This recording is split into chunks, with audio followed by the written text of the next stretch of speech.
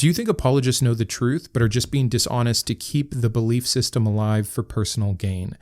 I think it's nuanced. I think you have a lot of different kinds of apologists with different motivations and at different levels. I would not be surprised at all for people that are bigger in that space to eventually see the plot holes and choose, even maybe subconsciously, to ignore them. It's already hard enough when you're going to become the black sheep, when you're going to lose community, when you're going to lose respect, which is something I think we don't talk about enough with deconstruction and deconversion. I lost so much respect from people in my life, which does matter when I left the faith. And then you add people's paycheck and a nice paycheck on top of that.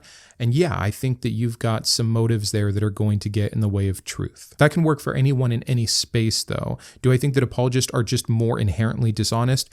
I don't. I just think their dishonesty looks additionally hypocritical considering their claims. Are there some people that really believe what they're preaching? Of course there are. And are there some people that are grifting? Of course there are. So kind of a mixed bag, not much of an answer. But I will say there seems to be this thing from people that weren't Christians themselves when they see apologists that they naturally assume there's no way these people can believe it. I see it in comments all the time.